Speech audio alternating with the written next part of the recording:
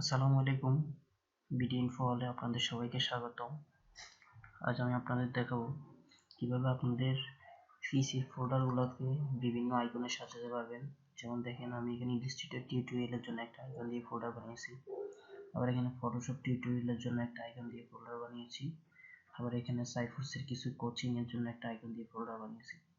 তো আপনারাও পারবেন। এটা কিভাবে করবেন আমি সেটা দেখিয়ে দিচ্ছি। তার আগে আমি বলে রাখছি, আমার চ্যানেলটা নতুন, আপনারা সবাই আমার চ্যানেলে সাবস্ক্রাইব করুন আর পাশে এই বেল আইকনে ক্লিক করুন, যাতে করে আমার নতুন সব টিউটোরিয়াল আপনারা পেয়ে যেতে পারেন। তো চলুন দেখি। প্রথমে আপনি আপনার মাই কম্পিউটার অথবা ডিসপিসিতে চলে যাবেন। তারপর আপনি আপনার লোকাল ডিস্কে যাবেন। এখানে যে ফোল্ডারটা আপনি আইকন চেঞ্জ করবেন ওই ফোল্ডারটা আপনি সিলেক্ট করবেন। তারপর রাইট বাটনে ক্লিক করুন। এরপর প্রপার্টিসে চলে যান, একদম নিচে প্রপার্টিসে চলে যান।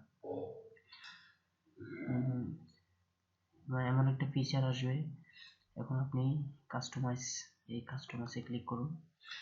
তো এখানে আপনি দেখবেন একদম নিচে চেঞ্জ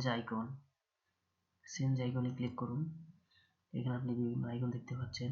তো আইকনগুলো আপনি হুইল বাটন ঘোরালে এগুলা দেখা যাবে সবগুলো আস্তে আস্তে, অথবা এখানে নিচে এটা টান দিবেন।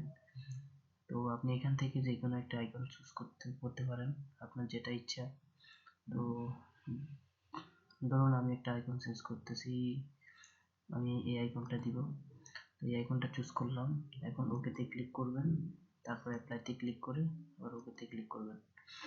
এবার এই আইকনটা চেঞ্জ হবে, একটু রিফ্রেশ দিয়ে দেন। এই দেখুন এখন আইকনটা চেঞ্জ হয়ে গেছে।